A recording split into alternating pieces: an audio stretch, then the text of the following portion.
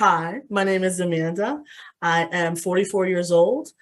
I am an ex-Jehovah's Witness, and I am shunned. All right, Amanda. So how'd you come to be one of Jehovah's Witnesses in the first place? I was born in. Both parents are active and overly zealous Jehovah's Witnesses. So Okay. To this day? to this day. All right. Do you know what the origin story of it was in your family at all? Or did it start with your parents or someone else? So apparently, my grandmother on my mom's side was a Jehovah's Witness, but fell out so my mother, there's three of them. She has a brother and a sister. So my grandmother was a witness. She fell off for years because she became a single mom. And then so they stopped going for a long, long time. My dad was raised African Methodist Episcopal and African or whatever, something AME. And so he never was involved with Jehovah's Witnesses whatsoever, and no one else in his family is. But when they got married, then basically that's how the whole thing started. My mom kind of decided that she wanted, a future for her family when they had me. And then my dad kind of was tagged along, I guess. So that's how they became witnesses. And then, of course, my sister and I would have been first generation born-ins. Okay. It's interesting how many people, it seems like when someone gets pregnant and, is about to have a child, they're looking for security, stability, a future, a hope for their kids or whatever the case may be. And they land on Jehovah's Witnesses. Of all religions, they land on that one, right? Of all of them. It's got to be something. So I guess that, and witnesses are always around or knocking at your door, you're running ready and willing. Or something. Yeah. So growing up in it, what was kind of the worldview that it gave you when you were growing up as a little kid? How did it make you see yourself and the world around you? I had a very, very, very narrow view of the real world, period. So we were very, and when I say we, I speak of me and my younger sister, we were very sheltered. I mean, extremely sheltered. I did not have any friends literally in or out of the congregation until I was out of high school. Like that was even that to my parents. My mom was our primary caregiver and she had some mental health issues. So we were very sheltered. And she also had issues with low self-esteem, codependency, things like that. So all of that kind of was pushed onto us growing up. So the idea of being away from my parents was almost scary until a certain age, because that was the dynamic that they set for us, that, if you're in the house, if you're with us, you're safe. Because what was the scripture about Acts 15, whatever, bad associations, spoils useful habits. Yep. My mom used to have that on repeat because she would tell us that's both in and out of the congregation. So we just kind of were homebodies up until out of high school. So it sounds like you didn't have friends, not because, we all know you're not supposed to have worldly friends, but you didn't have friends in the congregation, not because there weren't other kids, but because your mom was, you mentioned a codependency. Yeah. She was very protective of you all to an extreme and it kept you all very extreme level. Part of her, part of the family. Yes. Okay. And that was both you and your sister, neither of you? Wow. So we basically were like neck and neck because there was no one else. It was either our parents or each other. That was it.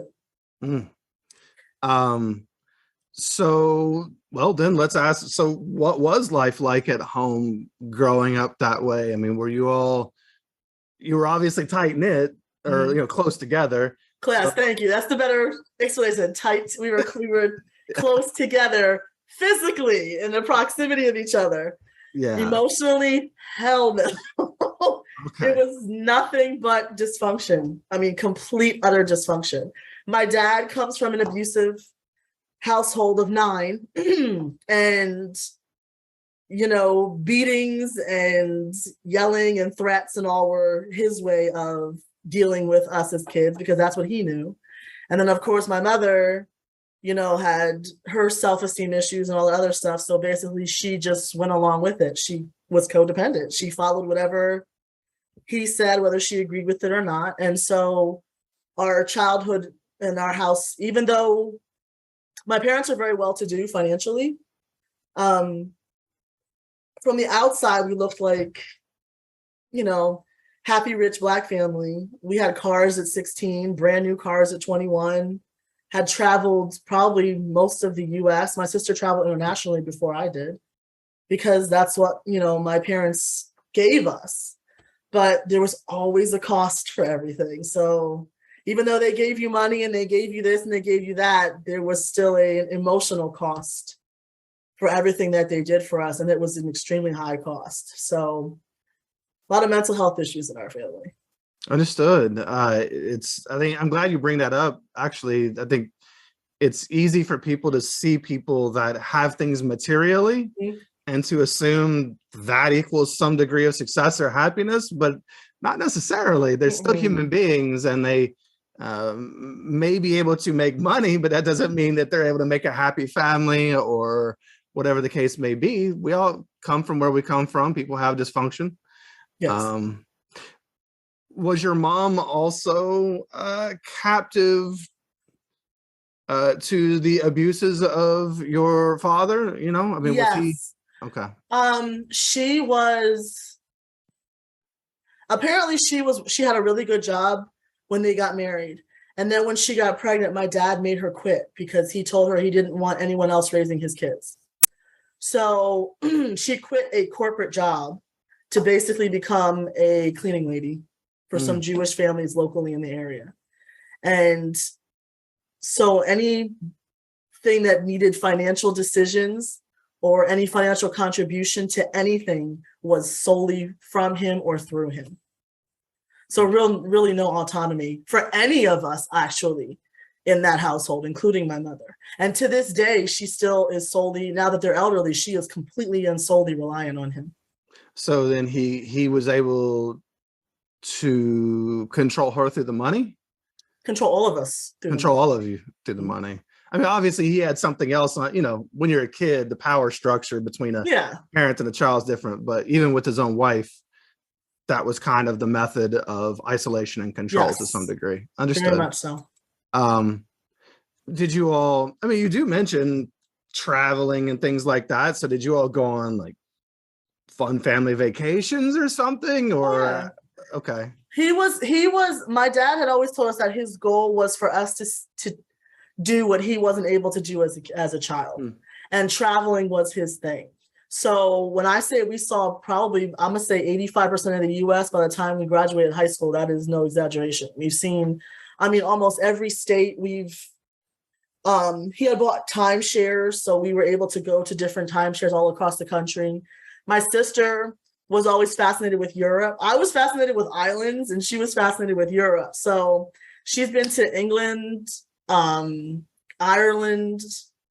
She's been there a couple times. Like she really, and my dad would fund the trips. That was like his thing for us. Wow. That must have been interesting. I don't know, it's just an interesting dichotomy of, on one hand, here you are really kept very small and isolated in the family, but then this being able to travel this vast expanse and to see the world, so to speak, in a way, that's quite a difference in two worlds.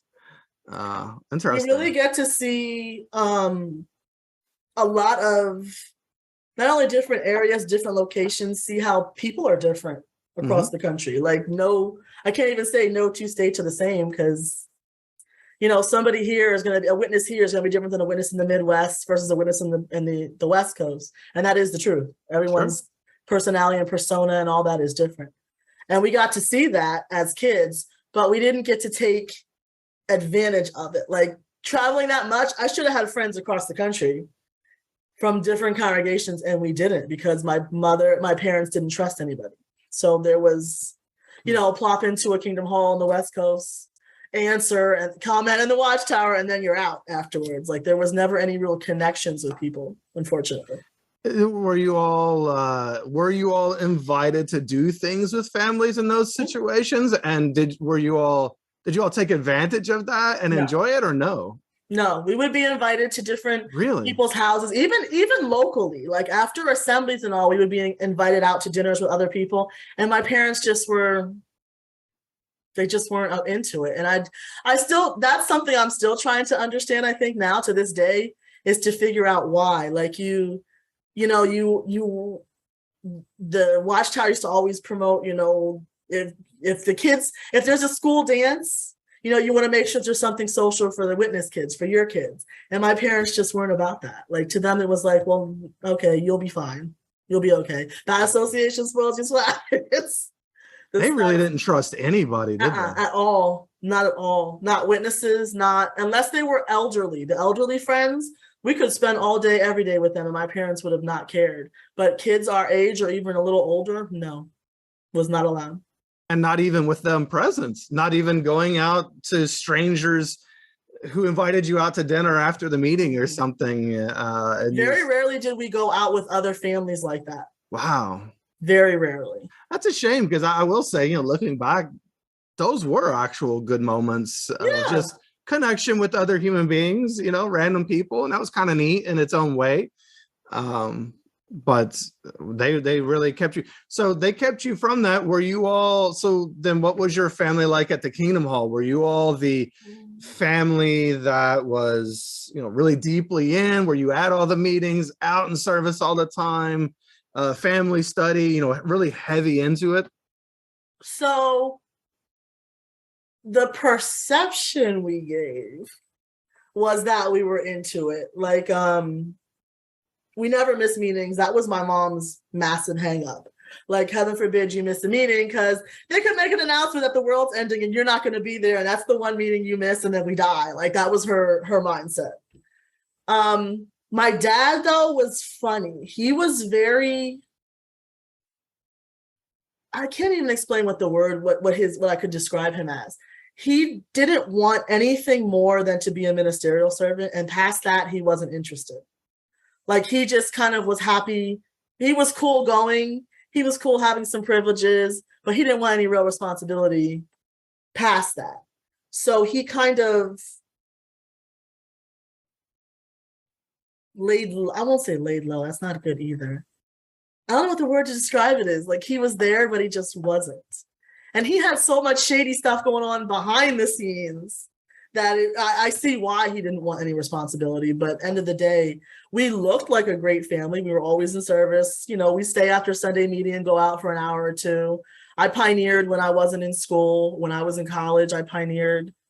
But it was all show. So, really well, sure. Yeah, it is for show. I mean, so much of being a witness is about keeping up appearances. Yeah. The scripture they used to use about like the cup that was clean on the outside but dirty on the inside or something like that. Like, it looked like one. Yeah. Yeah, and then they talked about like the graves that were whitewashed on the outside but inside full of dead men's bones. Oh, I remember that. Yeah. Now, you said your dad had shady stuff going on. Are you just talking about the family dynamic or something? Well, outside of my father was, which is so weird to say out loud, but therapy kind of helps you get to that point. My father was verbally and emotionally abusive. So it's the shady stuff. Like, to me, that was shady. You can't be in the hall smiling and giving talks and saying, knocking on people's doors, trying to get them to join your religion when you're treating your family like shit behind closed doors. Sure. And then he also had a lot of dealings with people who were not witnesses, worldly people, which I know we don't say anymore, but with worldly people. Sure. And some of those dealings were illegal to some degree. So, like business stuff, or with what? You talking about like business stuff? With business stuff. So a lot of the I now as an adult see his hesitation in wanting to become an elder. And they used to come to him and ask him about it. Like, look, you've been in this congregation forever. Like, how do you not want to be an elder? And he would be like, nah, I'm okay. I'm good here. And I increases never the understood scrutiny. that. And it used to upset my mother because she, I mean, in her mind, this is what we should be doing. You're a man, you're exemplary, you need to be an elder. And he would be like, no, I'm good. But I see why now, because he had so much stuff going on in the background. It would have jeopardized his position anyways. Oh, for sure. So what about so I normally ask people about school and if that was a respite for them. Seeing that you were so isolated in other ways, did you go to public school or were you homeschooled? Went to public school. Really?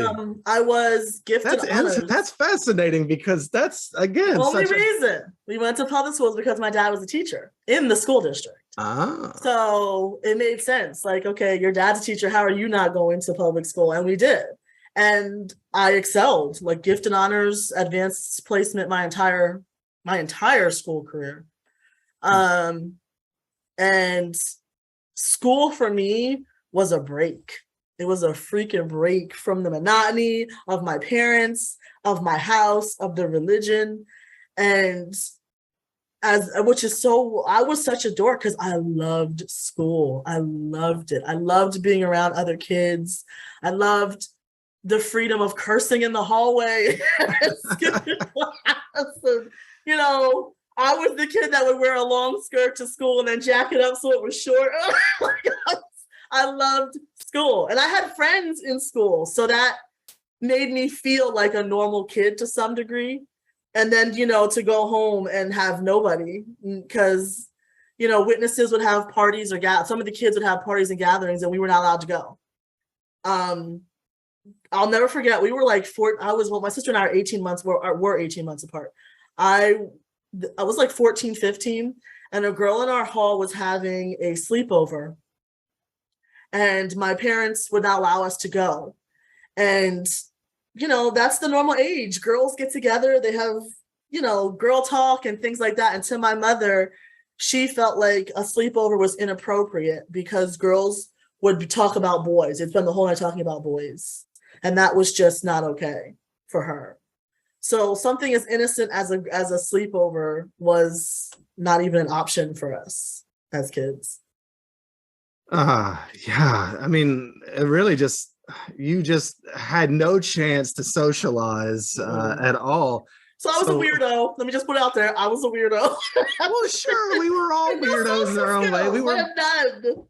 We were manufactured to be weirdos. I mean, we were taught to be awkward, weren't we? And that's why so many struggle as adults, because we were taught to keep other people at bay, to push them away, to not let people in, to not accept ourselves. So how could we let anybody know us? We don't want to. Very true. It's the whole psychology of it all. So at school, did you have? I know you couldn't probably have the friends outside of school, but did you have people you would have called friends in school? Yeah, I did. Okay. And some of them, actually, to this day, there's like two of them that I am still to this day as an adult friends with. Like we get together once in a while and catch up. That's awesome. But it was, dare I call one of these girls or guys from school a friend at home? If that slipped out, immediately the young people ask book was pulled out and we were being coached on not saying that because they're acquaintances, not friends. Sure. But yeah, those were my people in school. And the worst part was a lot of them, excuse me, because my dad was a teacher in the school district, a lot of them knew him. They had him as a teacher.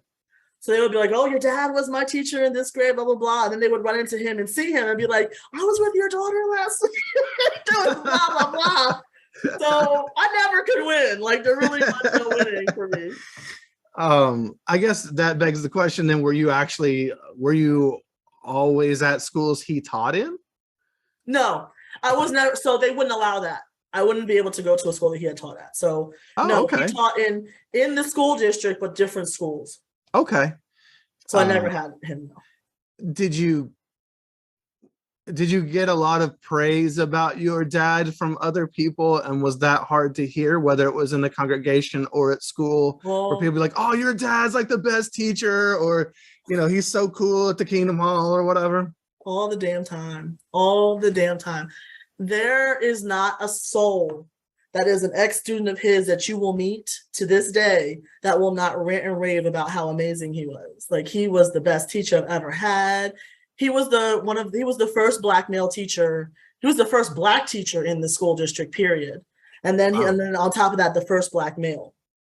So, and he was involved in like coaching some of the sports, assistant coaching some of the sports. He switched schools. So, I mean, his presence is pretty large in the district, or was until he retired. And again, not a single person you meet to this day will say a negative thing about him. And they will rant and rave about how he was the greatest. He did this for them. He did that for them. And I'd be like, well, that's great, because he called me a slut. So I'm glad he was nice to you. But I mean, he just called me a slut last night. So, okay, that's great. That's great that he was good to you. Thanks. Yeah. Wow. I mean, I know, what a mind fuck that can be to some degree when you are put in that situation. My dad was the same. Everybody thought he was just amazing. But he was completely not that at home. Totally different person. And Jekyll and Hyde. Yeah, absolutely. A very charismatic, knew how to present to the people that he needed to. But once he already had you, like at home, didn't matter. Yeah, he didn't need to do that anymore. So I understand. So how did things progress as you went into your teenage years? I'm assuming you got baptized somewhere in there. What was that like for you? Or if we're skipping anything, if there were any seminal moments, from earlier in childhood that you would like to mention, feel free. So there was, when I say a lot of dysfunction, I mean a lot of dysfunction. And there was a lot of screaming and fighting. So a lot of that dysfunctional behavior as a kid to me became normal. Like, doesn't everyone's parents yell and scream every night? Like, isn't that normal? And that wasn't anything, I didn't know any different. So there was a period, and I will say it was probably like 2 years, where my parents separated. And this sounds crazy because this is at a time when I had learned about what divorce was. I didn't know what divorce was up until that point. And a lot of the kids in my school were, single mom, raised by single mothers. So I used to be like, I want to be raised by a single mother too. That's so cool. And here my parents separate. I'm like, yes, I have a single mom. This is so cool. Not really understanding the gravity of what was taking place, just knowing that for a while there, they were fighting forever. And then the next thing I know, it's quiet. And it's hard to explain, but it's almost like this blackout period, because it feels like I don't remember a lot during those 2 years. I remember school. I remember going to the meetings. I swear I saw my dad maybe a couple times in those years, but we weren't really allowed to go to his place. And then all these years later, he comes back into the house.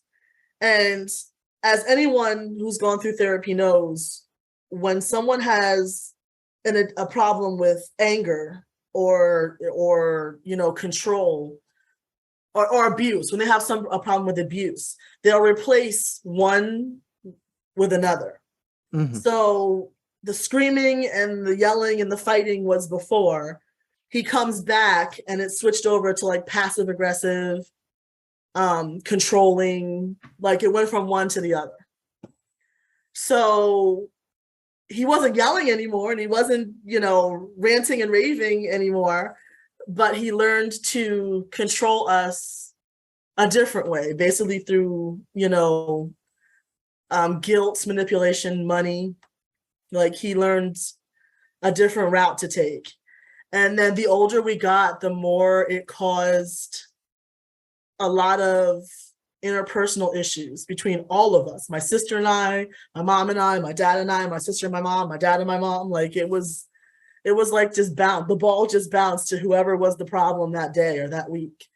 And my father's favorite, like, we were very afraid to talk to them about anything, period. If you came to them and said you had a crush on a boy, you were boy crazy. Now you have a problem. You're boy crazy. If you came to them and said you wanted to be part of like a talent show, now you want attention, and that's unnecessary. That's worldly. You're making a spectacle of yourself. Like, it was always this fear of talking to them. and approaching them or coming to them with anything. So to say that they never really knew who I was is not an exaggeration. They never really knew. They still don't know who I am to this day as a person. And my father's favorite punishment was to threaten to kick me out. So anytime you did something he didn't like, he threatened to kick you out. And I'm talking 12 years old, 14 years old. You do something wrong that a normal kid would do. And my dad is like, okay, well, you have 2 weeks to get in my house. So you better make arrangements because you have 2 weeks. It was always 2 weeks. And, you know, you're a 14-year-old kid. You're like, what the hell? Like, and you don't have any friends. You've not been outside of the house without a parent. So you're just kind of like, what am I supposed to do? Am I going to be homeless? Am I going to be in the streets? And then he would come back around a week or so later and be like, okay, well, I'm going to let this go. I forgive you. But, you know, don't do this, don't do that, whatever. So that threat was carried over my head, both of us, my sister and I, literally until we both moved out. Like every time you did something that disappointed him or made him upset, that threat of, well, you can get out of my house. Because that's what his dad used to do to him. And that's why he left his house as a kid at like 15 or 16. He left home. So when I say dysfunctional, I'm not exaggerating about the dysfunction. Sure. And it's kind of interesting, you know, a lot of times in my coaching practice, when I talk to people, you'll find that maybe one parent was very overtly abusive. Mm-hmm. And, you know, that's the one, oh yeah, the physical, the verbal, whatever, we can all see this. But then there was another parent who was more covertly abusive.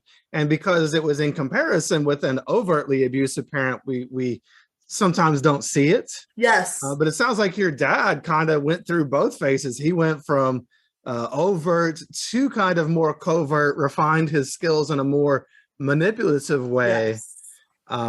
Instead of just absolute dominance and power, it went to more manipulation, you know, getting out of my house and then making you sit there and suffer for a week and a half mm-hmm. before he comes back, because you never know which time he's not going to come back. Yes. Right.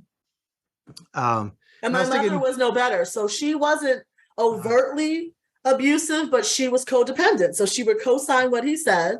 And because my mother is so ultra zealous in the organization, she would try to give me these like speeches of, you know, you don't want to, if you make out with a boy, you cheapen yourself. And then no man's going to want you. And if you have sex before you're married, no respectable man's going to want to marry you. Why would you do that? It's going to make you dirty. I mean, she called me cheap so many times. I probably lost count of how many times my own mother looked me in the face and said, she called you cheap. You weren't even allowed to leave the house. Thank you. Exactly. Anything that involved a male in any sense to her made me cheap. And then my father would co-sign it with the whole slut stuff. Oh, well, you're just being a slut. You don't want to be a slut. Da, da, da, da. So then and then my mother had such low self-esteem that she hated her body. She hated how she looked. And she would say this to us regularly. She disliked how she looked. So then she has two girls who are both very busty and curvy and are both getting a significant amount of male attention, even as kids from like 14 up. And it was our fault for that. It wasn't, It wasn't that, okay, we're just both budding young women and we're maybe to some degree attractive. It was our fault that these men were looking at us. It was our fault that boys liked us. We needed to play that down. So I lived in Nike men's basketball outfits until almost, I'm going to say I was 17. Like I wore nothing but Nike basketball shorts and oversized t-shirts because my mother felt that showing any type of, you know, form of your form was drawing unnecessary attention to yourself. And then if people found that attractive, then you were cheap.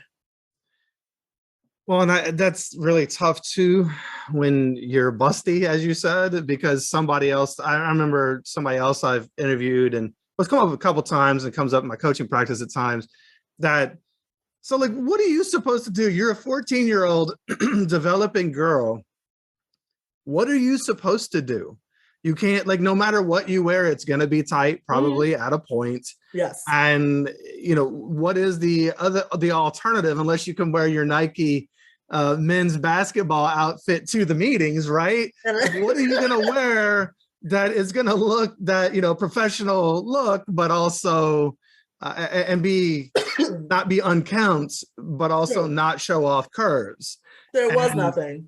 To be shamed from that age for who you are, or something you can't even help, it's gross. I mean, that's extremely abusive too. And you see, narcissists, it's easy to spot how they are abusive to people, but codependent people can be just as abusive, just in a different way. It's more of a mental abuse with codependent people. Yes, it is. So we were getting it from both sides. You had the verbal, the emotional, then you had the control and the passive aggressiveness, and then you had my mom on this side with the mental abuse. Yeah, so there was no escaping abuse in our household, period.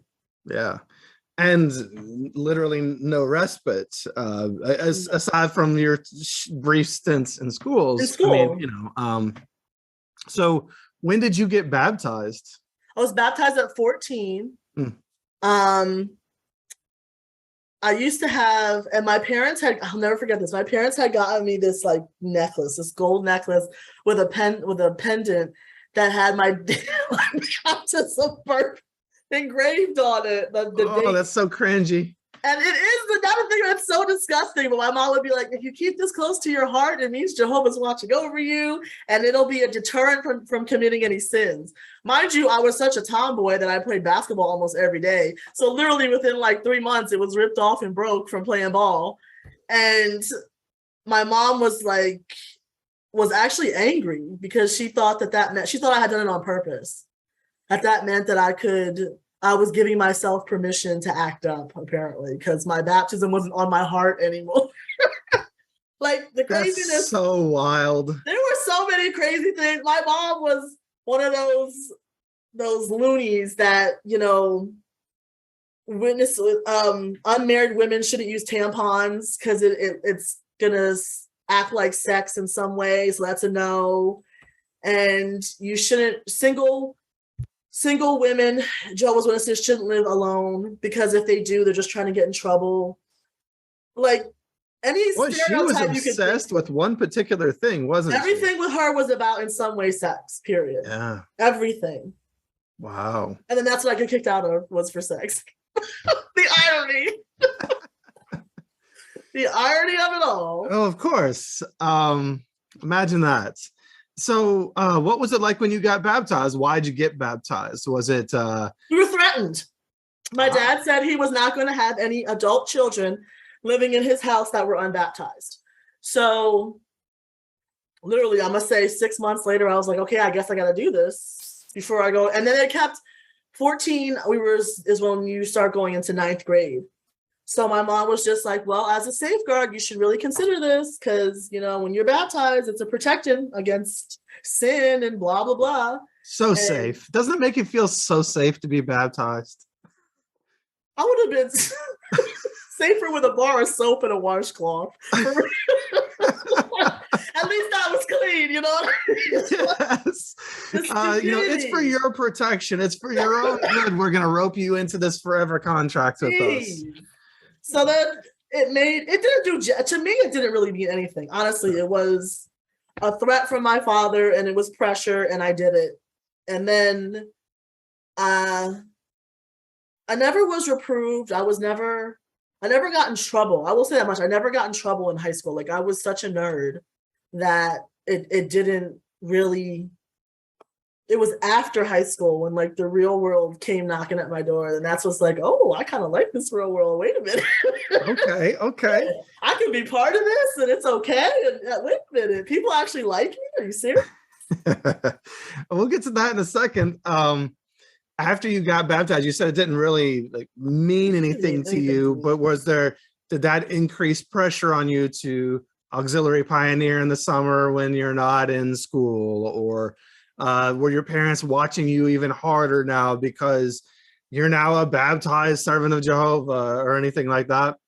So pioneering was always pushed during summertime, during the summer break.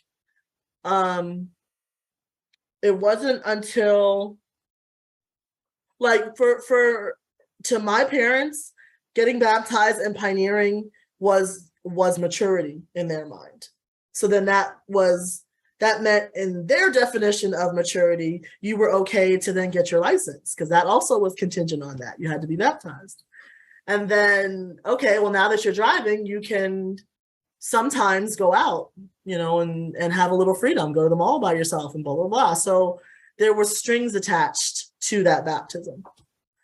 But that was really, for me, all it meant. I didn't care about pioneering or anything. Like, I wanted some type or some level of freedom to some degree. Well, sure. And that's another thing. So you got a car at 16. Mm-hmm. Were you allowed to use it?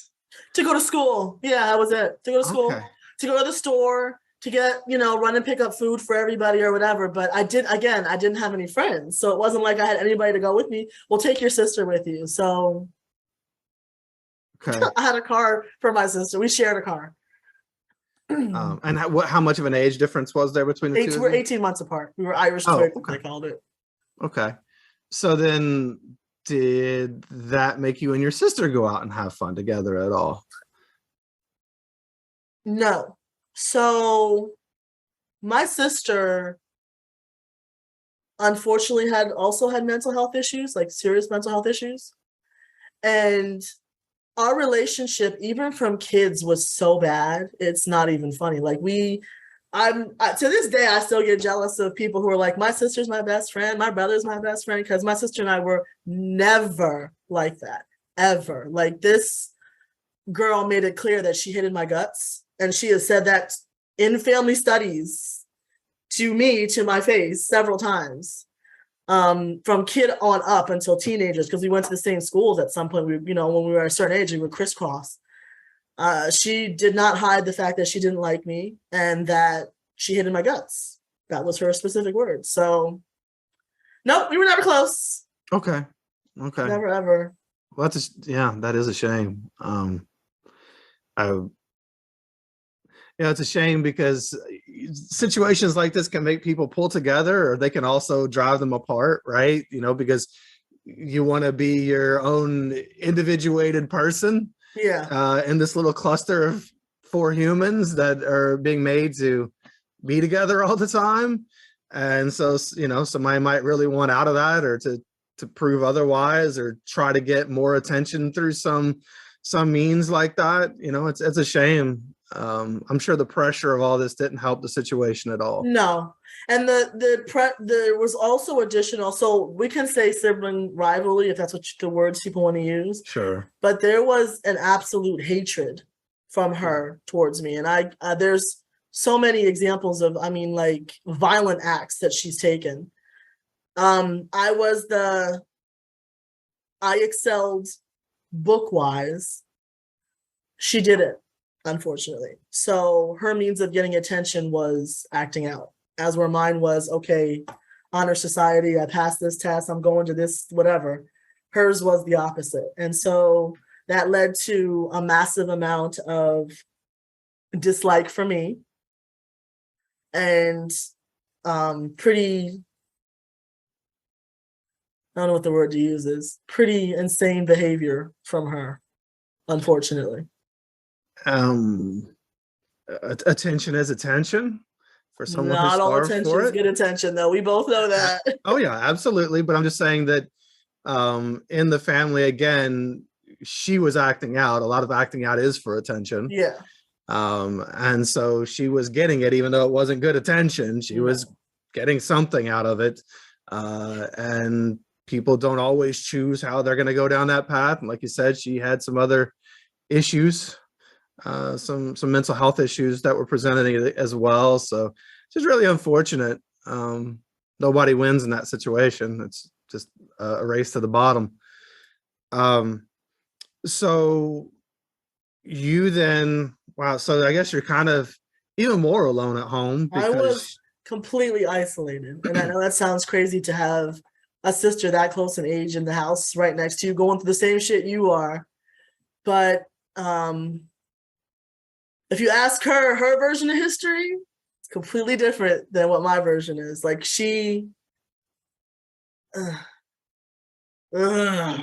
it just makes me angry sometimes. She was also very extremely codependent with my parents. Like she hated their guts, but she was extremely dependent on them. And she had my niece when she was like 26, and she had been she had walked away and was inactive for years, got pregnant, and then came back.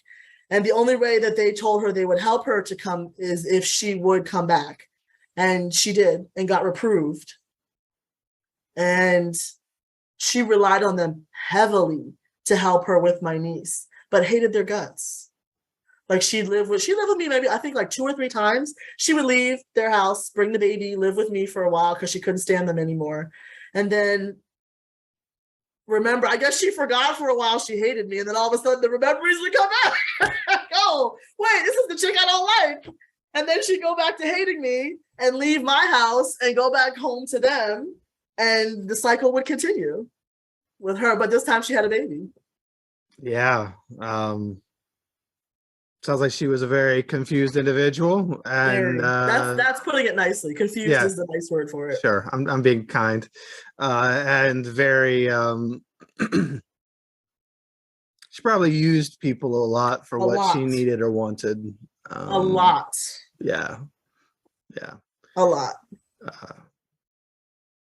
So as you age out school at 18 or start approaching that time in your life, obviously that's usually a big time for a lot of young Jehovah's Witnesses. What are you going to do? Are you going to go off to some other school, get a pioneer? What are you going to do? So kind of what was your path into that arena? And I know you already mentioned you started noticing you liked the world. So how did that progress? The world liked me back. Yeah. Well, of course. So by the time I had graduated, so just to set the stage for everybody, I was literally like, I'm 6 foot tall. So this 6 foot curvy girl, that's like, okay, I started dressing like a girl. Like I actually started becoming friends with some of the single sisters in the hall. And they were older than me. I'll say every one of them was probably a good 15 to 20 years older than me. So they were into meeting brothers. They were into traveling and going to different congregations, things like that. So they would let me tag along. And then I learned about, doing my hair, learning a little bit about makeup, learning about how to dress like a girl. Because I had really, for the most part, my mom and dad controlled what we wore. And once that happened, it was like all hell broke loose in the house, because now I'm not easily controlled. Now I have a cell phone and I have people that I can talk to and hang out with, and I'm of age, 20, 21, and you're not going to tell me what to do. And, for the most part, I'm an adult. And I worked. I had this like really, really bad, like full-time job right out of high school. And then my dad, he gets on these like hero kicks, I guess you can put it. Like he'll watch you suffer for a while and know it, and then he'll swoop in and like be the hero for the day.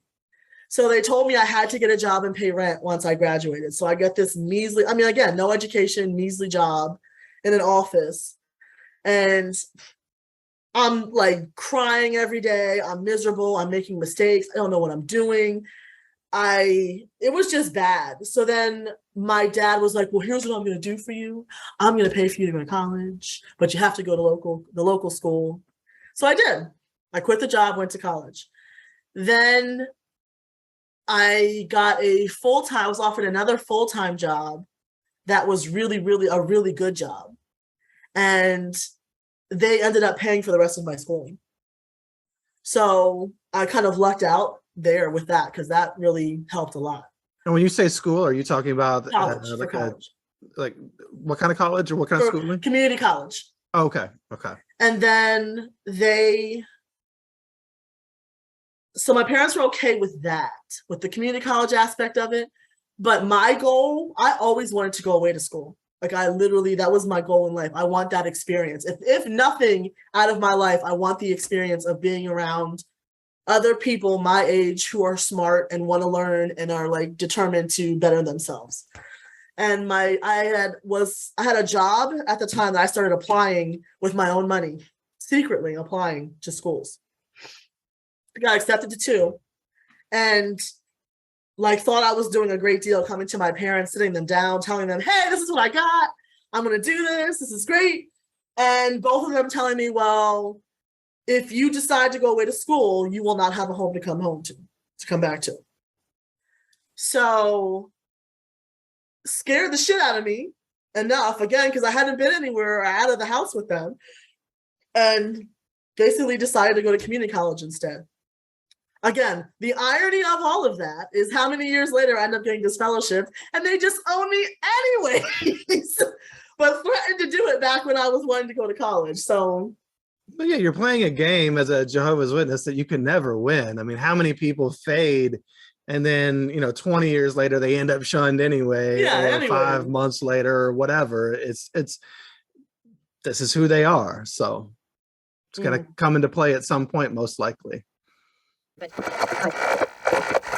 Allow me to break in here for a second. This channel is made possible by you, the listener. If you appreciate what we're doing here, please consider supporting at patreon.com/shunned, or leave a review on iTunes or other platforms. Like and subscribe. All those things help the channel. If you're looking for merch, you can go get some Shun swag from the shunnedpodcast.com website, or reach out there to be on the show. If you're looking for more ex-Jehovah's Witness content, I'll recommend my first podcast called This JW Life. You can find that on podcast apps as well as YouTube. And if you're feeling stuck in life, struggling to find happiness and community, maybe you're haunted by the past, beating yourself up, unsure of who you are or what you even want out of life now that you've lost this one identity that was given to you by a cult, reach out through my other sites like exjwhelp.com, that's exjwhelp.com, or storyworkscoaching.com. And let's see about working together to help you find a life that fits you and who you are, maybe for the first time ever. And now, back to our guest.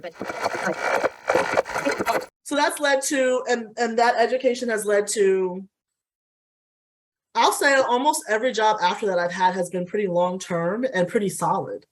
I've managed to get pretty good jobs that allow me to take care of myself, be independent, which for my parents was not okay. They had asked me to stay at home and live with them until I got married. Like that was all they wanted, just stay at home until I got married. But when I was like 25, I got an apartment and was hella proud of myself. Like, this is what I want. I need this independence. And my dad sat me down and told me he did not support me moving and that I was going to fall flat on my face.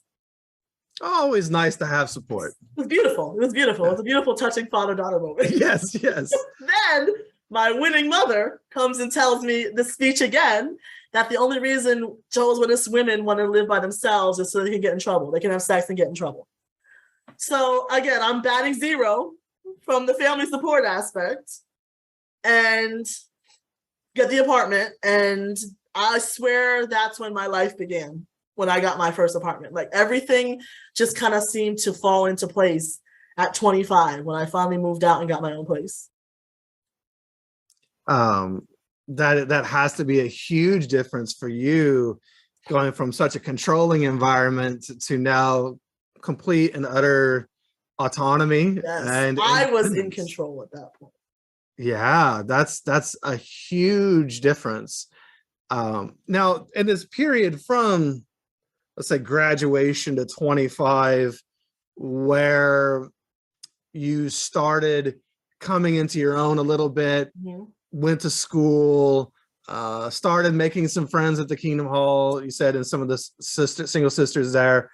In those 7 years, were you starting to feel more attracted to the world then? Were you starting to, make friends on the outside of the congregation, or were you still very much into the witness stuff, doing all the things, seen at all the meetings? I rode the fence for a long time. My first job out of college, I worked in a newspaper, and I made so many friends, who I'm still friends with to this day. There, that was my taste of what I will consider true unconditional love and friendship. Because again, these people are still my friends to this day. They're still people that I can call on when I need help for something or whatever. And I still was going to meetings. I still played the role. I showed face, as I like to call it. I was part of, I think I even ramped it up, actually. I was part of like RBC for a while. I was part of two different groups. There was one that did the new builds, and then there was one that dealt with mold remediation, because a lot of the halls, for some reason, a lot of the quick builds started having mold issues. Yep. So I think our portion was the northeast portion. So we were I literally spent for a long time, I'm gonna say like good 2 years, almost every weekend in Philly, a certain different portion of Philly or the Poconos, remediating mold from these Kingdom halls. So I had, at this point, hella witness friends, and then I had hella worldly friends from work. And I kept them separate because I wasn't stupid now. I wasn't gonna mix them and get caught.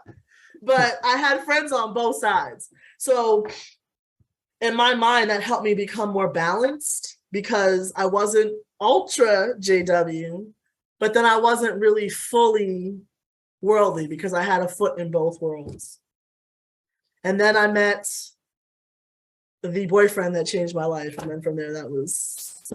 And did that happen after 25 when you got your own place? So 26, I met...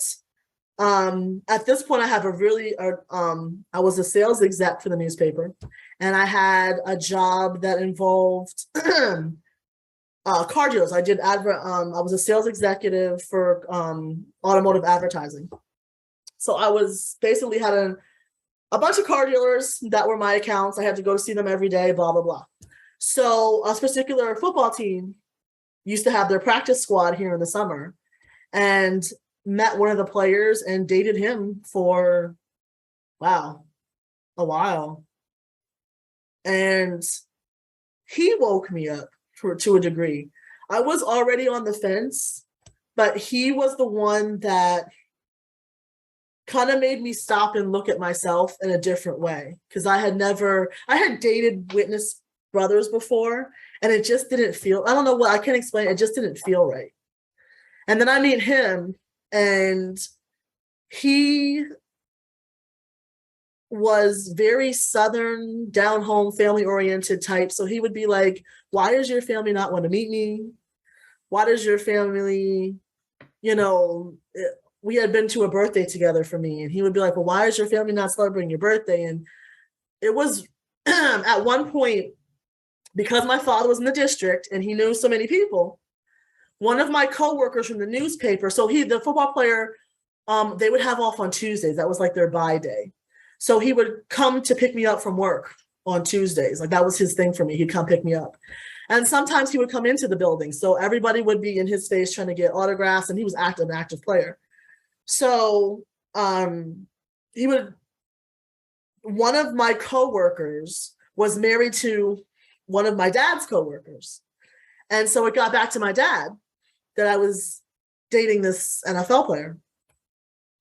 And I'll never forget one meeting. I think I'm playing this off. I'm like, yeah, I'm good. I'm living two lives. I'm dating this dude. I'm living the high life with him. I had started modeling at that time also. So I was professionally modeling. I was in commercials and things. I'm dating this football player, and I'm, again, living two separate lives. And my dad pulls me out of the meeting one day, middle of the meeting, pulls me outside. And he was just like, so-and-so told me that they saw you with so-and-so, this football player at the job. Is this true? And I'm like, yes, it's true. And he's like, well, if you're dating him, I'm going to talk to the elders about it. I'm going to turn you into the elders, because this is not right. No daughter of mine's going to embarrass me like this. And I'm not even living in his house, mind you, at the time. no daughter of mine's going to embarrass him me like like that. this. Not, I care about you and No, I care for your everlasting salvation, but no. this makes me look bad. Yeah, basically. Understood. So if I didn't end it right then and there, he was going to turn me into the elders. And he was like, and you'll know you get this fellowship for this, right? Like, okay. So then I get scared out of my wits, end it with the football player, and ended up meeting a witness brother. Wow, I'm gonna say 3 months later, like I was really rebounding, really seriously rebounding. Sure. Met a Jehovah's Witness brother who was an absolute piece of shit. If I can put that out there, like bluntly, he was a piece of shit. He was physically abusive, and we were engaged. And there were so many incidences where the police were called because he had assaulted me. And I never told anybody. Like I was really, truly, honestly embarrassed to tell anybody. And plus, I was scared because we had been having sex. So I was scared that if it all came out on top of the abuse, I was going to be disfellowshipped. That was probably another thing he could use to control you. All the time. All the time. If I didn't do what he wants, he would be like, well, I feel like I should turn myself in because I don't feel this is right anymore, Amanda. And so, again, knowing if he turns himself in, I'm going down too. Sure. So the last time with the physical abuse, he got arrested. We went to court. I had a PFA against him. Like it was really ugly for a while. And that's when I went forward to the elders and turned myself in and was like, look, this many years ago, I was dating this football player. This many years ago, I had to call off my wedding like 3 weeks before because he had assaulted me for the final time. And it turned into this whole issue where I went to the brothers. They just fellowshipped me on the spot. Now, my problem with that was I was confessing openly. I had called for the meeting. I was confessing. I had even wrote everything out in an email because I knew I wouldn't be able to speak clearly and say everything. And I had just been assaulted like 2 weeks before. So I still had the bruises all over me, visibly all over me. And they still disfellowshipped me. So I ended up kicked out at 20, how old was I? 33, 30, 32, 30, 31 or 32, I got disfellowshipped. And that probably is what I will say was like the second biggest trauma in my life. The abuse at home was one, the whole scenario with my abusive ex and being disfellowshipped, because it happened back to back. Like it was literally within a whole period of 30 days, the assault, the court date, the PFA. I got laid off from my job and then got disfellowshipped. So it was all in a matter of 30 days that everything happened. So everything comes crashing down at one time. So my entire world, all those witness friends that I had built up, going to RBCs all over the place, and we were getting together every weekend, even if we didn't have a build or whatever, just to have dinner together, or we meet up in the city, and all of that's snatched away. And ironically, it was the witness you dated that brought it all kind of crashing down in the end. Once again, the irony, not the worldly guy, the JW. Of course. So, and I know you went to the judicial committee, and it's always ironic or interesting when someone's turning themselves in for something, and coming hat in hand. Did they tell you why they didn't deem you repentant, or was it just a? Yeah, I never got any clarification whatsoever. It was just a matter of, well, this has been a prolonged sin. I forget what else they said. So I had told them that I have, ADHD. I had, in amongst all of this time, I had been diagnosed with ADHD. So the one elder said to me, well, I suggest that on your time out, you get some mental help. and that I needed to cut off all contact with the football player who I was still in contact with at the time and openly owned it. Okay. And that led to, I'm trying to think. I was out for like 9 months. I never wrote a letter to come back because it was so weird. I was on the fence. Like, do I really want to go back? Like, why? And if I do, why? And the football player was literally feeding me these questions like, well, why would you want to go back? That sounds like a cult. And I'd be like, oh, no, don't say that. Don't call it a cult. That's awful. We don't say that.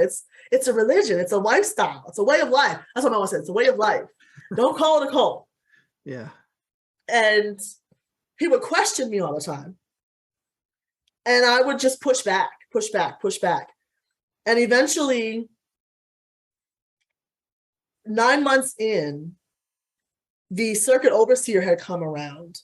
And I swear to you, if I ever see this man in the street, I'm going to slap the crap out of him. I promise you. If I ever see that man in real life in the street, it is on sight. I'm slapping the crap out of him. He sat down and he came to my house because he wanted to do a follow-up. And I didn't understand why, because I was already disfellowship. What's there to follow up on? And he came to tell me with 2 other elders that they had reviewed my case and it was not handled properly. And that it turned out that the 9 months that I had been disfellowshipped, my abuser had not been. That somehow he slipped through the cracks. And here I'm suffering this time, and he's just living his best life in his brother's wedding, his cousin's wedding, blah, blah, blah. So they come back around and he says, so I have requested that they redo the case, and that I needed to, this is insane to even think now, that I needed to give him, as his accuser, the ability to defend himself. So he and I needed to meet face to face in order for him to defend my accusations against him of abuse. You had marks. I had pictures, marks, and I had already won the court battle. But you haven't won it in the real court that matters, and that's apparently not. So I had to meet, and my parents did come with me. I had to, and mind you, I had a PFA against him, so we legally were not supposed to be anywhere near each other. So the circuit overseer was saying that you need to face your abuser. Yes, I need to face him to give him the ability to defend himself against the abuse. This man tried to kill me, but I'm supposed to give him the ability to defend himself. Well, and also, weren't you all having sex and stuff? Yeah. Isn't that enough? Like, for them, why it was for you. So why does he get this? And it wasn't even that good. Like, I went down for some bullshit sex. Like, Jesus, it wasn't even that great. Anyways. Wow. So he never shows. I'm in the car having a massive anxiety attack because literally this man had threatened my whole life and my family's life if I told anybody. I did anyways in order to get the protection that I needed. And now you're telling me I have to sit in front of him and let him deny that he did what he did. And he never showed, thankfully. But then that led to me questioning everything. At that point, I was questioning everything. Why did they tell me that this was okay? How is this legal when I have a PFA? And you're telling me that the society said it's okay to do. Why am I forced to sit in front of this person who tried to take my life when the court already found him guilty? Like, what is the problem? And the circuit overseer then has another meeting with me in my house and tells me that he had a conversation after that whole scenario with my parents. And he told my parents that they should have no contact with me at all because I don't live in their home and that's not necessary business. So they should not be associating with me at all. And up to that point, they were. And so I go to my parents' house and my dad gives me my spare key back, asks for his, and tells me that I'm no longer welcome in their home. until I get my life together, which is the line he will stick with until this day, is she needs to get her life together. And Because then he tells me on the way out, oddly enough, he tells me on the way out, you know, if you're going to read anything, you should read Crisis of Conscience. And I, for some reason, that was weird to me. Like, why would you say that? I don't understand. But that was the last time we actually had a conversation, like face to face, because of that. And I left, and that was it. Wait, did you just say your dad told My you dad to told read me Crisis of Conscience? Yes, he said on the way out, you should read. He's like, you should read Crisis of Conscience, and that was that. Why in the I had no idea what it was about. I had no idea what it was about.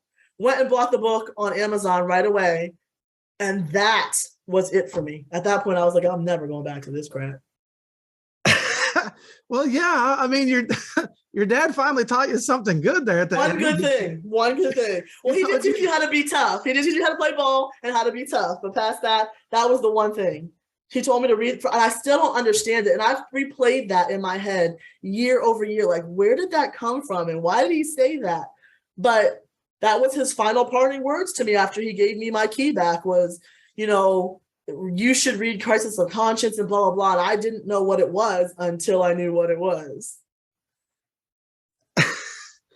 I just can't. That is one of the more confusing moments that I've ever heard, unless he thought that you would read it and, like, you know, see through the apostate bullshit and come back to Jehovah or something. Like, why in the world?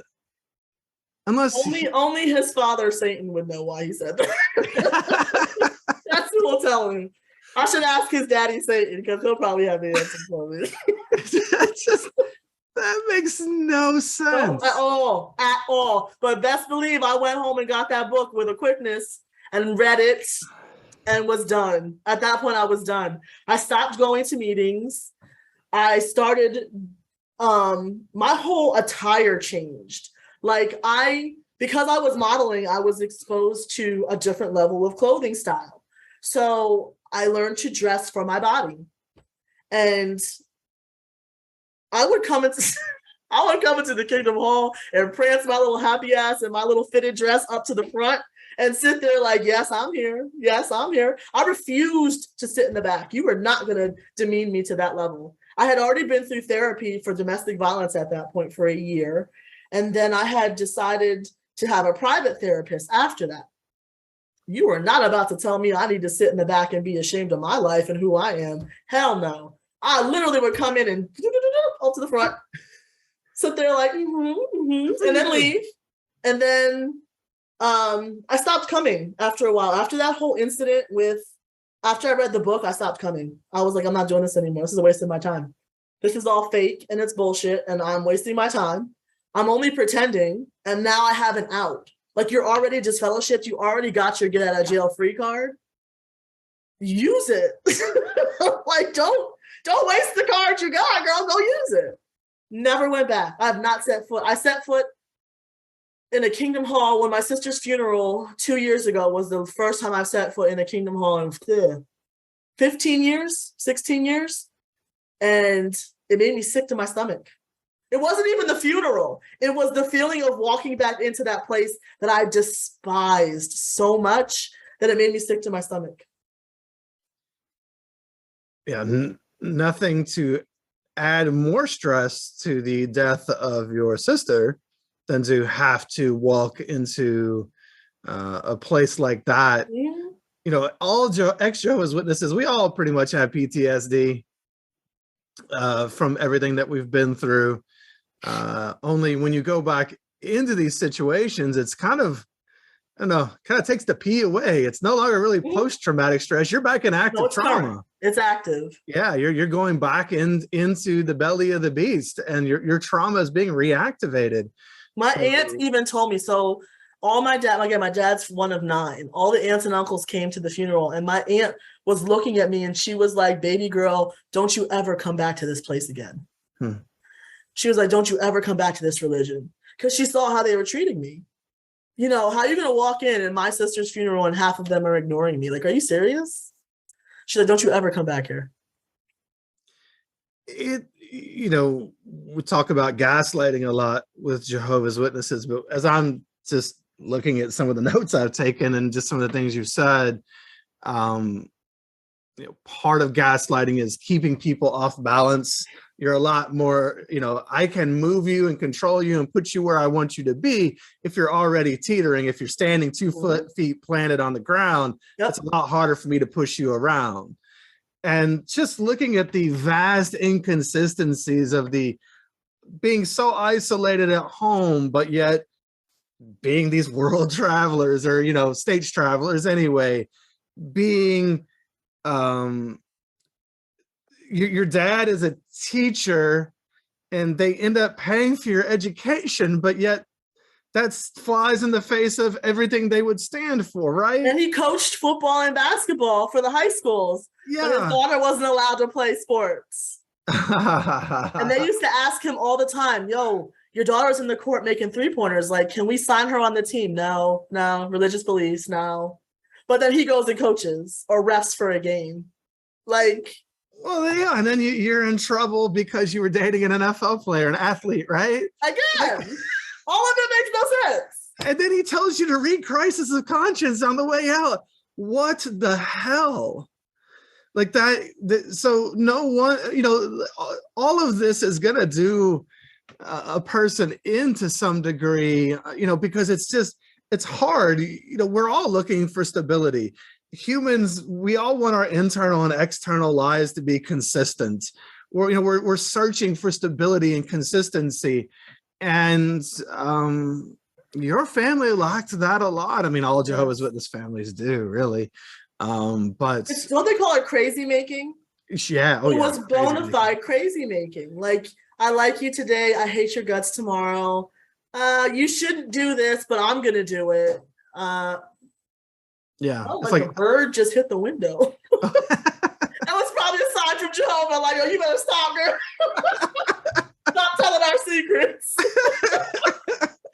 Oh, damn. Jehovah's killing his own creation, running it into your windows to He's stop. like, stop her right now. That's just so wild. And I'm sorry you had to go through all of that, because it is confusing and it does, leave you unsure about so many things, and we want to make sense of things, but there are some times in life where we just can't make sense. You can't get reason from unreasonable people. No. You can't make reasonable sense out of unreasonable situations and circumstances. Growing up in a cult or being in a cult is an example of that regardless. And then add in our own, everyone's own family brings their own special version of dysfunction to that. Yes. Family versions of shit. Yes, absolutely. So I guess, how long ago was it that you actually left or were disfellowshipped? So I know it was 2007. I was disfellowshipped. I stopped going back in like almost 2009. Okay. And then at that point, I've literally been living my best life. Okay. In this beautiful world of freedom. Nice. Which is funny, because when I got this, my mother went with me to my judicial meeting. And she waited outside. And then when they gave me the answer and I came out, and I was just like, I wasn't even crying. I stepped outside the Kingdom Hall and I took this massive sigh, and I was just like, I'm free. And she was like, what? And I'm just like, it's over. I'm free. And she's like, did they say they're going to disfellowship you? And I said, yes. And she breaks out crying. And she's just like, I told them not to do that. And I'm like, what? I'm like, what do you mean? And she's like, I told them not to do that because I knew if they disfellowshipped you, you would never come back. And she was right. She knew me. She knew. She doesn't know me who I am as a person, but she knows I'm a social butterfly. And she knows that I was not about to sit there and be ostracized for however long they decided to hold the carrot over my head. And then she knew full well I was not about to write a letter to beg to come back. Like, the coming out of a domestic violence situation and learning about yourself and growing in your strength, to turn around and be like, well, I have to beg these 3 men to let me come back, was a hard no. Wasn't happening. Well, I would say that, none of our parents know us. At all. It's a shame. At all. It actually, that comes up a lot too when I'm talking to people, is just the disappointment that our families don't know us. We all just want to be seen and heard and validated in some way, but you can never get those things from Jehovah's Witnesses. And we don't even know who we are, right? So how could they even see us to a large degree when we're in that situation? And then and it's a shame, because if your parents got to know you today, they probably know the best version of you. Oh, right? Yeah. So, and they are stuck on, I feel like my parents are stuck on 16-year-old Amanda. Yeah. And who was making dumb mistakes as a teenager, not, I'm a freaking adult. Like, I'm your counterpart now. Like, I'm an adult at this point. And I really didn't think that way until I was in therapy after the assault, because I was learning more and more about, well, why did this happen? And why did I let this happen? And why did I stay with this man, even though he was in the same religion? Why did I stay with him when he was, physically hurting me and calling me names and, putting me down? And then I was sitting right after I got dispelled. I was at my parents' house, and I was sitting on the steps, and my dad was just like, I have to ask you, like, why? Why did you let this man do this to you? I looked that man right in his face and was like, because you taught me that this was how things go. This was you. I learned it from you. And he's just like, oh, what are you talking about? And I was just like, oh, let's see here. The name calling, the beatings, the demeaning, type speech, the control, all of that came from you. That's how we grew up. So yeah, that was normal to me. That's why I didn't leave him. It was normal to me. And he walked off, like, wiping his eyes, because I guess that was a moment of, one of very few moments of clarity for him. And after that, like I said, that's when the CO basically told them not to talk to me anymore. So then that was like one of the few conversations we had, up to the point where they cut me off.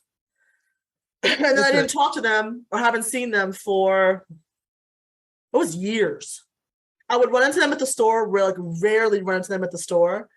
And my mom would try to, like, touch me, which is so creepy. Like, she didn't want to talk to me. She would, like, run to a corner if I was going to walk out and try to, like, grab my hand or, like, touch me. And then at one point, like, I'd see my dad in the store. He would walk by me. I saw my sister with my niece in the store. She'd cover my niece's eyes so she couldn't see so she couldn't see me, because then she would have called me, like, called out for me. Like, just awful stuff. And my sister and I were estranged so my sister and her mental illness was in a cyclone of shit for a couple of years. My parents basically raised my niece for a while. And then finally my sister told me that it was weird. She sent me this random email and was like, you're dead to me and your niece. You are not welcome in our house. I don't want, she will not come see you. She will not be in your house, blah, blah, blah. Please leave us alone. So I understand, like, my sister had promised me they would never cut me off because she had my niece, and my niece and I were close. And then all of a sudden, she's like, you're dead to us. So my extended family, my aunts and my uncles, end up telling me that the reason that happened was because my parents had promised to financially support completely my sister and my niece, as long with the stipulation that she cut me off. She not have anything to do with me. And she took the deal. So I didn't see my sister I never heard from her for 10 years. Again, my parents were like 15 years. My sister was about 10. And then she died going on 3 years ago. And so that was the first time that my parents actually had conversations with me like actual adult conversations. And even that was shitty because I'm sure it was. They were, I mean, yeah, in grief, you're a hot mess. You have that. Sure. I get that. But my mom, you know, one of the few times I'm in your house and you have every opportunity to have a conversation about me and see how I'm doing. And she sat there and basically begged me to come back, told me how great my sister had been doing, how much money she was making. Like, it was just, okay, like, I'm sitting here in front of you. You haven't seen me in 15 years. And this is the conversation we're having? Like, this is it? And after all of this, so I was allowed in their house and to talk to them. He wouldn't even call me. My parents would even call me, and my dad would be like, your mom needs some support. Can you come over? Or your mom's, you know, really sad. Can you come over? But then once the funeral happened, which was like a month later, everything went back to normal. I don't hear from them. I don't see them. He'll call me. My dad will call me once in a blue moon. I don't even know why. I don't know if he has like a guilty streak or whatever, but he'll call me once in a blue moon and be like, do you need money? And I'll be like, no, I'm good. And he'll be like, okay, click. Won't say bye, I love you, nothing, just click, okay. I'm trying to assuage some feeling he has inside, or just using it as a hook. As a ploy to reel me back in. Yeah. No, I'm good. Your mother needs support. Can you come talk to her? No, my mom knows where I am. She can come talk to me anytime. She's a big girl. Come talk to her about what? How I'm an awful person. Then the last bit, right before, once after the funeral was done, the realization came to me that, okay, my parents are elderly. Like I think when you've been out for so long and you're not up under them, you just kind of forget that all this time has passed. Sure. And it hit me like, okay, my parents are elderly. Like, dang, what's the plan? You know, if this has happened to us, not just you all, like her passing happened to us. So if you need help, you know, I wanted to talk to them and be like, hey, I'm here. If you need help, I'm here. My niece is now 15, 16. You're elderly. If you need help with her, I'm here. I don't want your money. I don't care about anything else. I just want you to know that if you need something, I'm here. So I went to their house and tried to have this normal conversation with them. Like, what can I do? What do you need from me? And my father looked me in my face and told me that I was a bad daughter and I was a bad sister. And they don't want anything from me because they don't trust me. Because they follow the Bible and want to be Jehovah's Witnesses till they die. And because I'm not, they don't trust me. They don't trust me with their lives, and they don't trust me with my niece's life. And he said to me, don't worry, you'll still get your money, but there's nothing we need from you. So I get a copy of their will, and the will basically, if they pass while my niece is still under 18, this goofy ass family in their congregation gets custody of her, not me.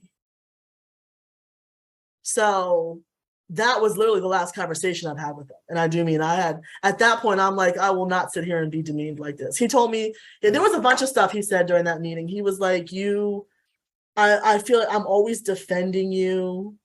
And I feel like you, you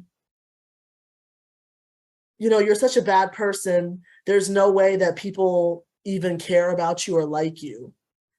And I just sat there thinking, like, you know, previously I would have reacted and gone off and flown off the, you know, the handle. But for whatever reason, at this point, it was like this instant calm. Because I'm just like, wow, dude, if you really knew me, like if you only really knew me and you saw my life, you would understand that what you're saying is just bullshit. Like, well, who are you really angry at, me or yourself? Because this is, I don't know who you're talking about. No one likes you. No one cares. You're a disappointment. I'm defending you. Okay. So, That was a lot. My bad. No, That was like a dumpster fire at one time.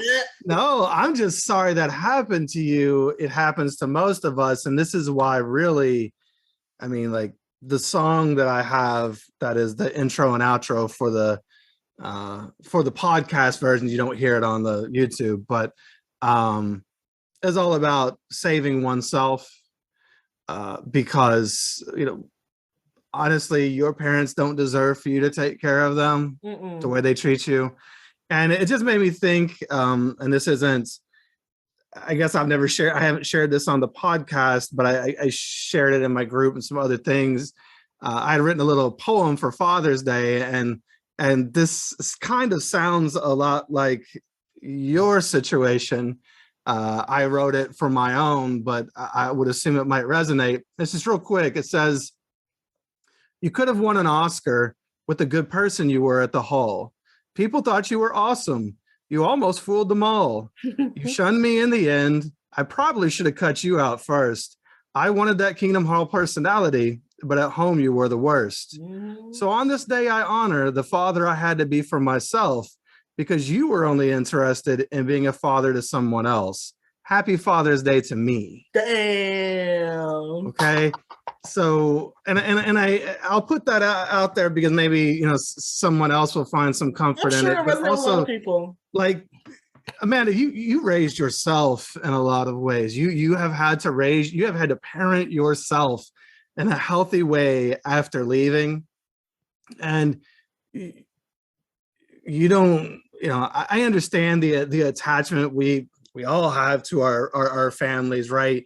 They're our initial relationship. As you've already seen, our parents are the people who teach us how to be in relation to other people, right? That's our first trial relationship. And unfortunately, just because, you know, two people had sex, which they were going to do anyway, and we were the biological byproduct of it, doesn't mean that they were ever safe or healthy for us, or that they were ever cut out to be parents. And I know mine aren't. They are the most absolute toxic individuals I ever met. And there's a book I read called Toxic Parents. It literally fits them to a T. And I think that when, like, my therapist had said, you know, at some point, do you want a relationship with your parents? Like, when I tell people the story, they'll be like, oh, well, you know, maybe your parents will come around someday. And I have to sit back and be like, oh no, I hope they don't. And that sounds awful to say out loud and put in the universe, but I don't want them to come around. I don't want a relationship with them. They are so toxic that, you know, 5 minutes here, 15 minutes there, I might be able to live with that. A relationship with them, like literally letting them back into my emotional space, hell no. I need them at arm's length permanently. If I could say anything to any therapist out there that would ever hear this, because, you know, I have my own coaching practice and I work with a lot of people to help them heal in some ways. One of the things that drives me the craziest and that I see hurt people so much is therapists. And I'm not trying to bash the therapists. I'm sure they do wonderful work. But there's something they don't understand, and that is the complexities and the depths of the shunning process. And telling people to reach out to their abusers and to bow to them and try to get their love is fucked up. Please quit doing that to us, because I have person after person crying to me because their therapist is pushing them to write these toxic bastards. And they just end up either getting no response or a horrid response, and it's re-traumatizing. We need to learn how to detach with love and let go. Not, well, you know, I know you're not going to let your mom or dad just go like that. You're going to talk to them, right? You're not going to. Your family, that you only get one mom and dad. Well, don't shame us for being shunned. Don't do that. So my aunts and uncles, my dad's brothers and sisters, all are very much supportive of me. I'm forever grateful for them. Nice. They're all non-witnesses, but they're very, very supportive of me. And they also are very vocal about how my dad's treated me. And I mean, they'll do it right in front of me to him. But the other side of things, they're always like, oh, honey, I wish you would, reach out to your dad, or you should really try. And as many times as I've said, okay, but you don't understand. I can't fix what I didn't break. And I didn't break the relationship. He did. So it's not my responsibility to basically try to fix again what he broke. And then the last time they said anything to me about it, which they kept pushing, especially after the funeral, my sister passing, this should soften your parents. No, this is going to have the opposite effect. And I know you all don't get it, but it's going to have, she's now a martyr. And now they want to see her in the new system. They're going to hold on ultra tight now. Like, I am the scum below the earth now because I refuse to come back. They don't get it until I sent them the video from the assembly like 3-4 years ago with the girl whose family shunned her, and how when she would call them and hang up the phone and they did whatever. I was like, this is why my parents don't speak to me. This is what I'm dealing with. So you all understand. I cannot break this cycle. It's not on me to break it. It's not on us. It's not my responsibility. I've again learned that if we're all adults now, so at this point we're all on the same level. I'm not 16 anymore. I am a grown-ass woman. If you want to make peace with me, if you really love your religion so much and you believe in forgiveness and you believe in God helping you and honoring you if you do the right thing, you would basically make amends with the person that you've wronged. And you still haven't done that. So at that point, that's between you and your God. Nothing to do with me. We've got to stop blaming the victims. That's exactly what the cult does. And so going into a hopefully healthy therapeutic relationship with someone, you do not want that person to be making it sound like, if only but for you writing a letter or you reaching out to these people, it would be okay. And I like to say, what if we substitute? So it's mental abuse, emotional abuse, religious abuse, certainly. Yeah. Then there's also physical, verbal, and other things at times. But what if your parents had sexually abused you your whole life? Would your therapist still be telling you, hey, just reach out to them and be buddies? Just go hang out for a little while. No, of course they wouldn't. So we've got to stop diminishing the impacts and the effects of psychological and spiritual abuse. Yes. It is no better. And so it still causes a lot of problems. And we've got to quit encouraging people to reach back out to their abusers because somehow family is magic and it's just going to be good because it's family and we all have to have it because we don't. No, I remember right when I'm going to say probably like 3 months after I was DF'd, the therapist did say, you should write your parents a letter. And I did. I thought, okay, this is the right thing to do. And I wrote this whole heartfelt, stupid ass letter. Although I did have some really good points in there, because my best point was, because my mom's favorite saying was, you're not living up to your dedication. You're not living up to your dedication. You're living up to your dedication. So my thing was, okay, but I made that dedication at 14. You didn't let me have any friends. I couldn't go out. I couldn't drive. I couldn't legally work. Couldn't smoke. Couldn't drink. But you gave me the ability to make a lifelong decision. Like, to a religion, how is that okay? Like, how is that all right? I didn't make that decision. Technically, you made it for me because I was still a child. Sure. And how about your decision to be a parent? And why is it okay for me not to say this doesn't suit me anymore and not be punished for that? That's how real life goes. I should be able to say, this isn't a good fit for me anymore. I don't think I want to do this anymore. If I outgrow a shirt or some pants, it's okay for me to throw them out. Why can't the same thing be about a damn religious choice? This doesn't fit me anymore. It didn't end up being a positive reaction. Needless to say, wasn't positive. Uh-huh. And I was told not to send them any more letters. Mm-hmm.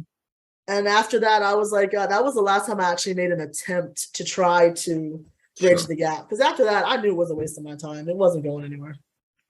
So along this path of, obviously you've had some therapy and such, on this path of awakening to the realities of all of this that you've been through and waking up to the, the doctrinal issues and things like that of the cult, have there been any resources or anything that has helped you along the way that might help someone else? Obviously, crisis of conscience. Yeah, that's number one. And I do mean that honestly, heartfelt. Yeah. Crisis of Conscience was literally like a wake-up call for me. Yeah.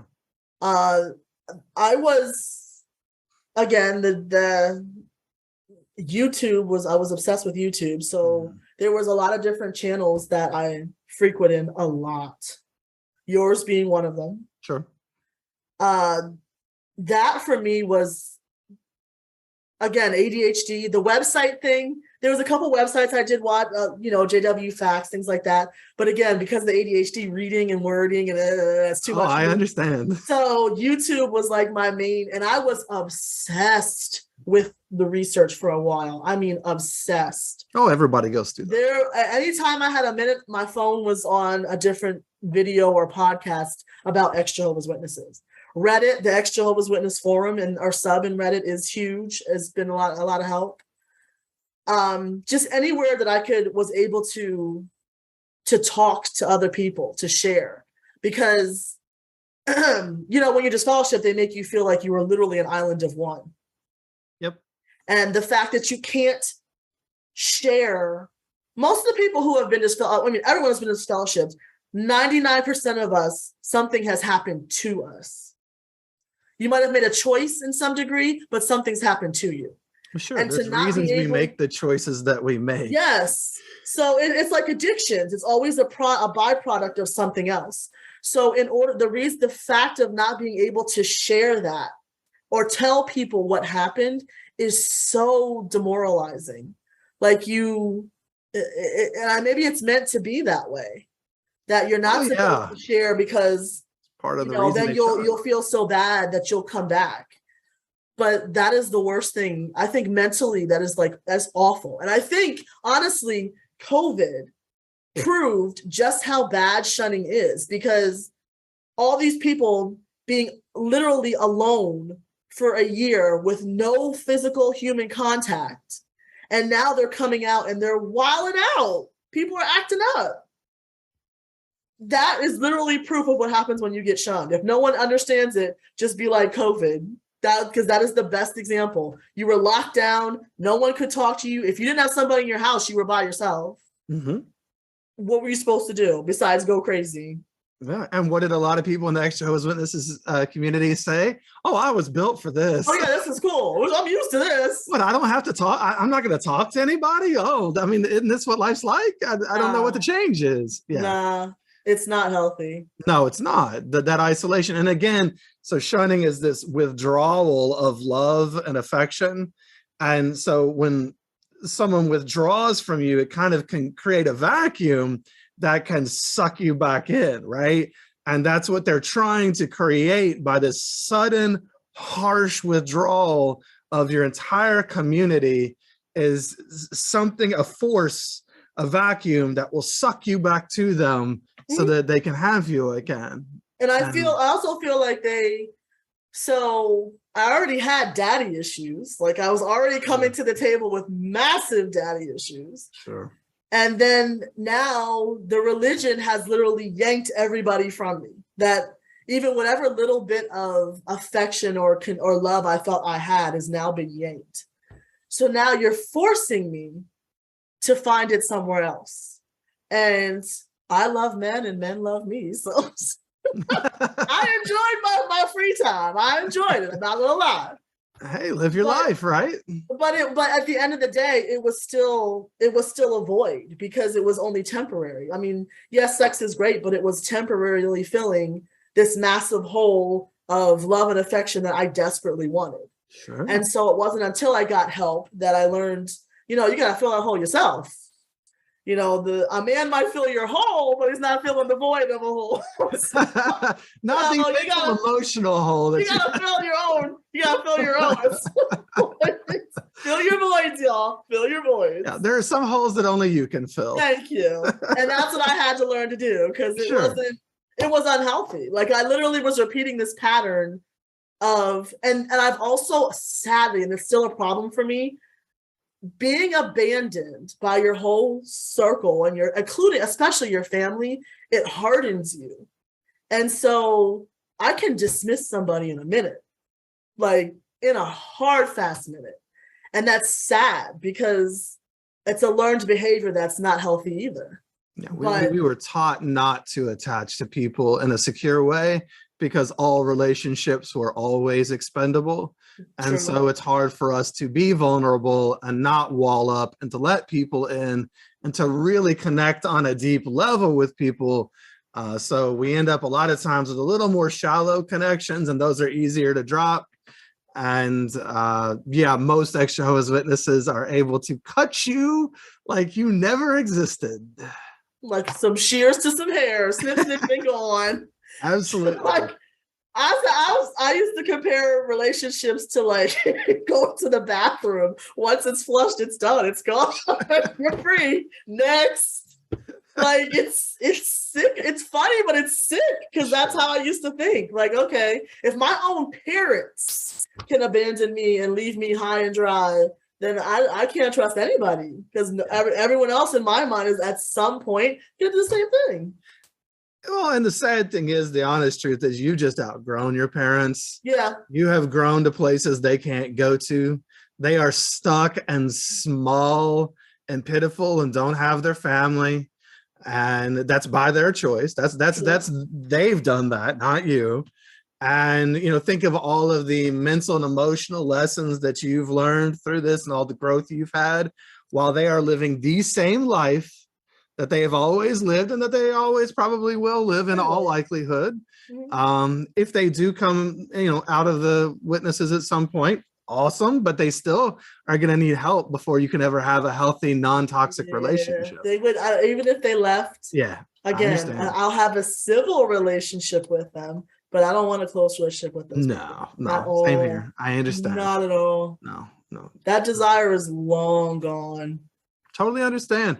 So then so we talked a little bit about some of the struggles that you've had since leaving. What do you like about your new life? What do you like about life today? What's good for Amanda? And I don't know, is there anything that you want to do or want to pursue or look into someday? So modeling gave me a sense of self-esteem that I did not have before. So I no longer hate my body. I'm no longer ashamed or embarrassed of it. Yeah, I show it off. I admit it, whatever. Like I wear bikinis. I go to the beach and wear bikinis and prance around like I don't care. Like I am that girl. I loved the freedom to date without responsibility. And I know that sounds really funky, but I don't mean it in the sense of playing with people's feelings. In other words, you don't have to get married to the person because you dated them once. Because everyone saw me with them in public, I don't owe them my life, or I don't have to take on his last name because we've been dating for 3 months. Like there's a freedom in the world dating that I would never trade in for anything.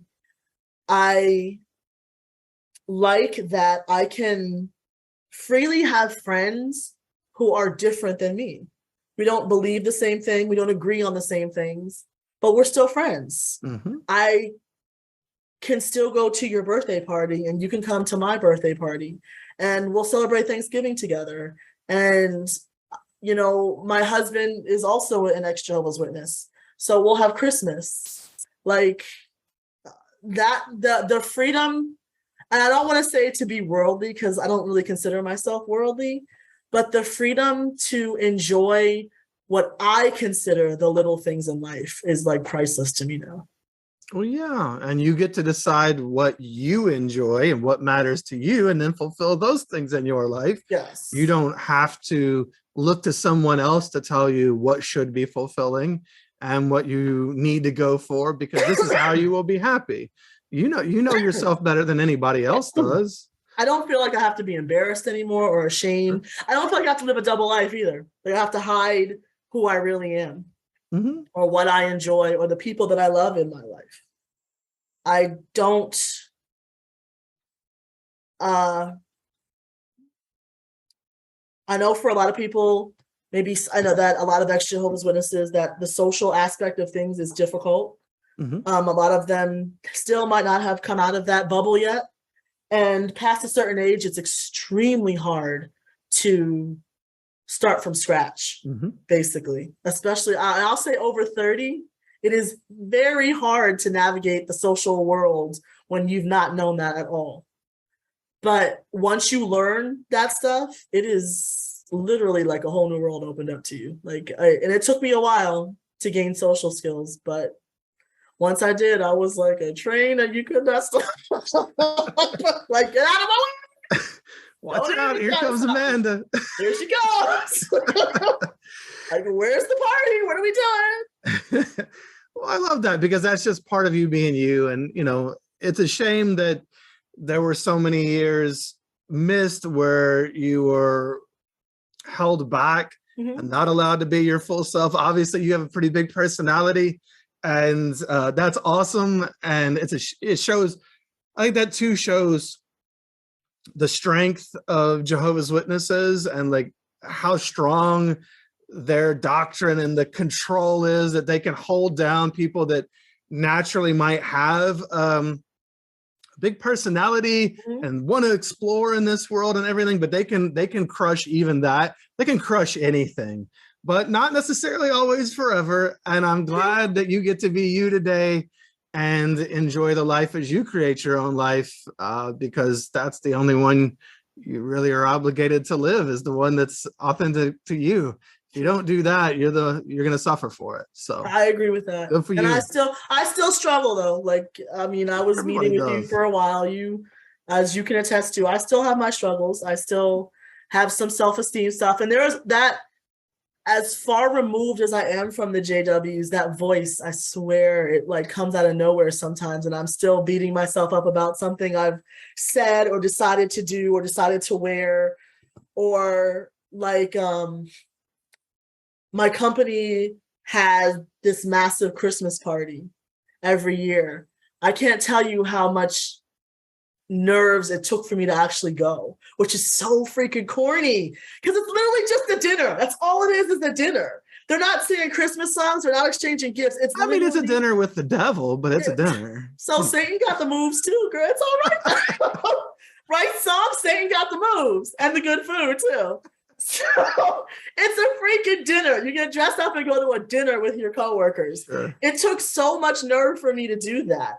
But like little stuff like that, even to this day, still like in the back of my head is like, oh, should I do this? You know, like, oh, well, what if this gets back to, you know, my parents, or what if it gets to their brothers? And it's like, who cares? And then I have to check myself, who cares? There you go, right? Who cares? So we have some automatic thoughts that may come up, but learning to combat those thoughts, to look for evidence of where those thoughts come from. Are they really true? Do we really care? And to, you know, think critically about those thoughts like we would anything else in life. That can really help us to get past them. Growth is a process, not an event. There's no magic pill. It takes time. We're all works in progress until the day we die. So, you know, just enjoy the process. That's the hard part, though. Well, Sometimes that's the hardest part, is enjoying the process. Well, sure. Hopefully you enjoy the effects of the process. The process, when you're in it, isn't always enjoyable. But you know, sometimes the only way around is through, and we have to go through it. And we have to look at hard things. But once you're able to do that, I don't know. It becomes easier as you do it over time. I agree with that. Well, I appreciate you doing this and giving your time to this. I'm sure it'll help others out there, and I'm glad to see that after, you know, so much isolation, you're able to get out there and live a life that fulfills you now. That's a beautiful thing.